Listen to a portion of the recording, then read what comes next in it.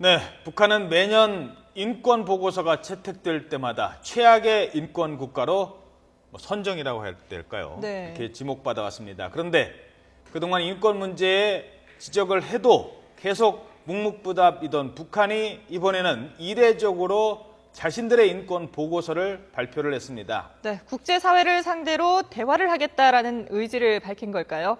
한국전략문제연구소 문성문 연구위원과 함께 얘기 나눠보겠습니다. 어서 오십시오. 네, 안녕하십니까. 북한의 인권이 어떻다는 거는 국제사회가 대부분 다 알고 있는데 네. 그동안에는 그렇게 얘기를 해도 못 들은 척 하더니 이번에는 한마디 하고 나왔어요. 보고서를 발표를 했습니다. 일단 뭐라고 보고서를 발표를 했는지 간단히 말씀해 주세요. 예, 보고서 내용은 북한은 국제사회가 인권 보고서에서 채택한 것과는 전혀 다르게 예. 정치적으로 또 사회적으로 경제적으로 모든 인권이 보장된 국가다. 문제 없다. 문제가 없고 네. 정말 인간 쓰레기와 같은 탈북자들의 증언을 토대로 네. 그런 유엔이 국제사회가 그런 보고서를 발표한 것은 전혀 사실과 다르다라고 일종의 해명이라고 볼 수 네네. 있는데 정말 북한이 그렇게 인권 보고서를 채택할 정도로 예. 북한 주민의 인권을 그렇게 생각해 주면 얼마나 고맙고 좋겠습니까? 예. 아무튼 북한이 그동안 소극적으로 대응을 해오다가 이렇게 보다 적극적으로 대응하는 것은 네. 그동안 북한이 입을 다물고 있으면 국제사회의 지적과 우려를 사실상 묵인하는 것과 다름없기 때문에 보다 이번에 적극적으로 행보를 나선 것이 아닌가 생각이 됩니다. 예. 근데 최근에 북한의 외교 행보를 보면은 강석주 당비서 같은 경우는 지금 이제 유럽을 방문을 하고 있고요. 또 리수영 외무상 같은 경우는 유엔 총회에도 참석할 예정이지 않습니까? 근데 이런 인권 보고서를 발표한 것과 이런 외교적인 행보 어떻게 연결이 좀 있는 건가요? 연관이? 예, 그렇죠. 지금 이제 국제사회가 북한에 대해서 주로 지적하는 것은 두 가지 문제 아니겠습니까? 네. 첫 번째는 북한의 핵 문제입니다. 또 한 가지는 지금 인권 문제고. 그런데 그동안 북한이 이 문제에 대해서 특히 인권 문제에 대해서 말씀드린 대로 보다 적극적인 행보를 보이고 있고 핵 문제에 대해서도 물론 그동안 여러 차례 자기들의 입장을 발표를 했습니다만 이번에 외무상을 직접 유엔에 보내서 북한의 핵 개발의 정당성을 부각하고 네. 특히 북한의 핵 개발의 근본적인 책임은 미국에게 있고 미국의 적대시 정책, 한미연합 연습을 비롯한 네. 이것을 유엔과 국제사회가 문제 삼아서 거기에 더 집중을 해야 된다라고 하는 북한의 기존의 입장을 유엔이라고 하는 무대를 통해서 적극적으로 드러내려고 하는데 정말 강석주라든지 이리수영이라든지 이런 북한의 외교 행보가 제대로 성과를 거두려면 국제사회가 지적하고 있는 핵 문제라든지 인권 문제보다 성의 있는 그런 조치들이 수반이 돼야만 자기들이 기대하는 외교적 성과를 얻을 수 있다 이런 생각을 해봅니다. 예. 우리가 이제 계속 북한과 만나자고 그랬잖아요. 최고위급, 고위급 접촉 네네. 갖자.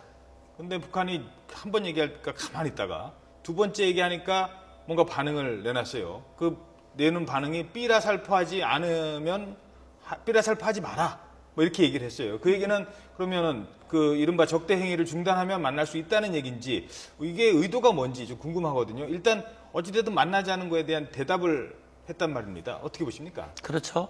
북한이 우리가 이제 고위급 접촉을 하자고 제의한 것에 그 자체에 대한 공식 반응은 없는 것으로 제가 알고 있는데 다시 예. 말하면 거기에 대한 답신이 와야 되는 거 아니겠습니까? 네. 회담을 못 하겠다 또는 연기하자 다음에 하자 이렇게 나와야 되지만 거기에 대한 직접적인 대응은 없이 간접적으로 언론을 통해서 자기들의 입장을 발표해 왔는데 그동안 나온 내용을 보면 결국은 북한이 요구한 한미연합연습의 중단이라든지 또는 북한이 남북 대화의 걸림돌이라고 얘기해왔던 오이사 조치 문제라든지 네. 북한의 요구를 받아들이지 않는 상태에서는 대화가 될 수 없다라고 하는 것이 그동안 북한이 여러 차례 밝혀온 것인데 이번에는 또 삐라살포 문제를 들고 나왔어요. 예. 그것은 어제 오늘의 얘기는 아닙니다. 저도 이제 남북 군사실무회담을 할 때 북한이 회담할 때 이 보따리를 들고 나와가지고 테이블 위에 올려놓고 갖다 놓고 책임져라. 삐라를 갖다 놓고 전달하는 이렇게 남북 간에 합의를 해놓고 왜 안 지키느냐라고 얘기를 하는데 실상은 그렇습니다. 남북 간에 합의한 것은 남북 당국이 주체가 돼서 이 심리전을 하는 것을 중단하기로 하는 것이지 예. 이 민간단체가 하는 것은 사실 우리 헌법에서 표현의 자유가 보장이 되어 있는 것이기 때문에 우리가 법적으로 그 민간 단체의 행위를 제재할 수 있는 그런 근거가 없다고 이제 우리 북측에서 얘기를 하는데 네. 예.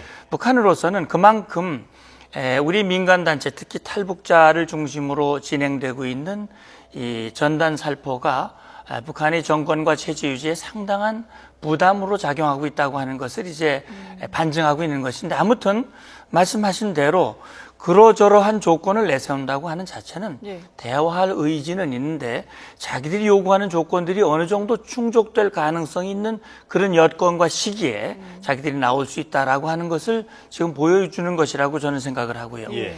역시 지금 북한의 입장에서는 뭐 일본, 러시아와의 어떤 관계 개선을 모색을 하고는 있습니다만 네. 상당히 한계가 있는 것이거든요.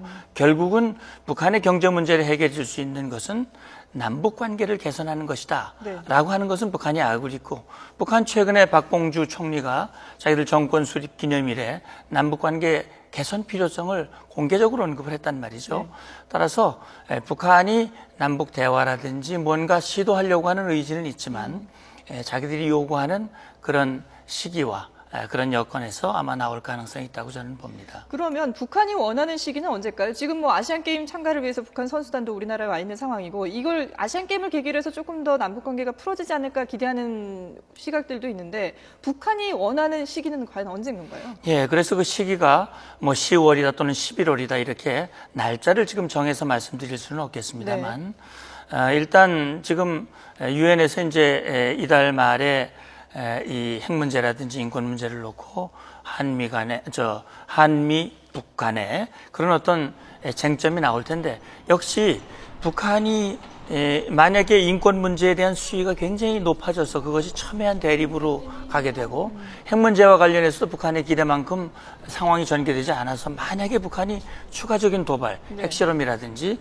장거리 미사일 발사의 카드를 다시 꺼내 든다면 이것은 남북 대화가 굉장히 그 시기가 지연될 것이고 그렇지 않고 북한이 이번 아시안 게임을 계기로 해서 어느 정도 분위기가 성숙되면 지금 이제 이후에 뭐 한미 연합 연습이라든지 이런 중요한 연습은 이제 없기 때문에 하반기에 따라서 인천 아시안 게임을 계기로 해서 뭔가 10월, 11월 그 어간을 이 자기들이 대화에 나오는 그런 계기로 삼을 가능성은 여지는 남아 있다고 저는 생각합니다. 자, 이제 북중 관계 문제를 좀 살펴보죠. 네. 사실 북한과 중국이 혈맹 관계인데 그렇죠. 예. 지금 보면 이거 참 소원해졌다. 일단 김정은이 최고 지도자가 된 뒤에 중국을 못 갔어요. 그리고 핵실험도 하지 마라 했는데 결국 북한은 강행을 했습니다. 이런 거 이후에 북중 관계를 봤더니 그 단적인 그 몇 가지 사례가 있는데요. 먼저 그래픽을 하나 보시죠. 네. 중국이 시진핑 국가주석 명의로 그 북한 정권 수립 66주년 축전을 보냈습니다. 그런데 항상 보내오던 전통 계승, 미래 지향, 설린 우호, 협조 강화라는 이 16자 방침이 이번에는 빠져 있었다고 합니다. 일단 이 16자 방침이라는 게 뭡니까? 예, 이 16자 방침은 이제 지금 시진핑 앞에 주석을 지낸 후진타오 시기에 예. 16자 방침을 정하고 그것이 일종의 이제 북중 관계, 중국의 이 대북 관계의 어떤 외교 방침이라고 볼 수 있고 예. 그 16자를 보시면 나와 있지만은 전통을 계승한다고 하는 혈맹을 지향하고 혈맹을 계승하되 앞으로 좀 더 시대 상황에 맞게 발전시켜 나가자라고 하는 것이고 설린우호와 협조를 강화한다고 하는 내용이 포함되어 있는데 네. 이번 축전에는 이 표현이 빠져 있다고 그래요. 왜 네. 빠졌을까요? 그래서 이 빠진 것이 정말 북중 관계가 소원해졌고 중국으로서 북한을 혈맹이라기보다는 정상적인 일반 국가 관계로 다운시키기 위한 의도가 담겨져 있는 것인지 예. 아니면 후진타오 정부로부터 이제 시진핑 정부로 정권이 바뀌었기 때문에 그것이 반영된 것인지는 알 수 없겠습니다만 네네. 아무튼 이러한 표현이 빠졌다고 하는 자체는 우리 앵커께서 말씀하신 대로 북중 관계가 북한의 핵실험 또 이 장성태기의 처형 이런 것들이 결국은 중국이 원하지 않는 방향으로 북한이 행보를 걸어왔고 예. 역시 김정은은 가지 못했는데 시진핑 주석은 우리 대한민국을 북한보다 먼저 방문하는 네. 그런 상황들이 결국 그동안 전통적으로 보여왔던 북중 혈맹 관계가 뭔가 삐걱거리지 않냐 하는 네. 그런 외형적으로 나타나는 현상이라고 볼 수 있는데 네네. 그럼 그렇다고 해서 정말 북중 관계가 정말 그렇게 나빠진 것인가 하는 것은 좀 더 우리가 신중하게 봐야 할 것인데 언론에 노동신문에도 보면 이 시진핑 주석이 보낸 축전은 3면에 나오고 예. 예. 이 푸틴이 보낸 것은 1면에 보내고 이것은 다분히 뭔가 의도적으로. 의도성이 담겨져 있다고 예. 생각을 합니다. 과거에도 북한은 이 6, 70년대에 중국과 소련 그 사이에서 줄타기 외교를 한 과거의 전례가 있어요. 네. 그래서 이번 같은 경우도 그런 행보를 하는 것은 완전히 마음을 러시아나 일본으로 바꿨다라기보다는 중국에 대한 일종의 압력이라고 볼 수 있는데 그것은 저는 김영남 그 최고인민회의 상임위원장이 최근에 그런 이 언론 보도에도 불구하고 북중 관계에는 이상이 없다라고 네. 얘기한 것으로 봤을 때는 일단은 북중 관계의 이 미래는 과거와 같은 정말 혈맹과 같은 끈끈한 관계까지는 아니지만은 그렇다고 해서 완전히 관계가 틀어진 건 어긋난 것이다라고 단정하기에는 아직은 좀 최근에 이제 몇 가지 사례를 보면 네. 좀 걱정을 할 수 있는 게 좀 있거든요. 예, 저희들이 그래픽을 좀 함께 보여주실까요? 예. 일단 지난 6월 15일에 시진핑 주석 생일이었는데 김정은 국방위원장이 축전을 안 보냈습니다. 그런데 6월 14일 날 영국 엘리자베스 여왕에게는 김영남 최고인민회의 상임위원장이 축하 카드를 보냈거든요. 이걸 보면 좀 상당히 대조적이라는 걸 알 수가 있고요. 또 지난 1월 8일에는 김정은 위원장의 생일이었는데 역시 시진핑 주석이 축전을 안 보냈습니다. 그런데 2013년 6월 15일에 이 시진핑 60회 생일에는 김정은 위원장이 적극적인 표현의 축전을 보냈습니다. 예. 이런 것들을 보면은 뭐 북한은 중국과의 관계가 문제 없다라고 얘기를 하고 있지만 사실 예전과는 확연히 달라졌다는 걸 좀 볼 생일 수가 있거든요. 축하한다는 말도 네. 잘 안 할 정도면. 했었는데 그렇죠. 그동안 네. 해왔는데 그렇죠. 예. 그리고 최근에 중요한 그 북한의 행사에 중국의 주요 인사가 참여하는 횟수가 과거에 비해서는 현저하게 줄어든 점, 네. 또 지난번 6.25 기념 행사라든지 정전협정 기념 행사라든지 이런 행사에 이 양국 간의 그 보도의 수준이라든지 내용이 과거와는 달라진 점으로 봤을 때는 북중 관계가 이 시진핑 이전 과거와는 달라진 것은 분명하지만 네. 그것이 북중 관계가 한중 관계에 비교해서 훨씬 낮아졌다라든지 또는 지금보다 굉장히 나쁘다라든지 그렇게 단정하기는 어렵기 때문에 우리가 그런 판단이라고 하는 것은 앞으로 우리의 외교 행보를 결정하고 이어나가는데 굉장히 중요한 기준이 되는 것이거든요. 따라서 제가 볼 때는 지금 이런 북중 간에 어긋나는 이런 일련의 행보들은 앞서 말씀드린 핵 문제라든지 북한 내부 문제에 대해서 중국의 불만, 또 중국의 조치에 대한 북한의 불만이 외부적으로 표출된 것인데 아마 일정 기간 조율 기간을 거치면 북중 관계가 일정한 수준에서는 아마 회복할 가능성이 저는 더 많지 않을까 생각을 해봅니다. 김정은 위원장이 얼마 전에 이제 오른쪽 다리를 전다라는 얘기가 있어서 건강 이상설이 있었는데 이번에 또 왼쪽 다리를 전다라는 보도가 나왔어요. 다리가 좀 징후가 심상치 않다. 뭐 아직 뭐 젊은 나이인데 다리 조금 저는 것 같고 큰 문제는 없겠습니다만은 어떻게 보십니까? 예, 뭐 아마 직접 가서 우리 의료진이 뭐 진단을 한 것이 아니기 때문에 정확한 원인은 알 수 없습니다만 아마 일단 외형적인 원인은 그 과체중에서 비롯된 것이 아닌가. 그래서 처음에 이 오른쪽 다리를 절다가 왼쪽 다리를 저는 것은 뭐 우리 의료진에서는 그렇게 보더라고요.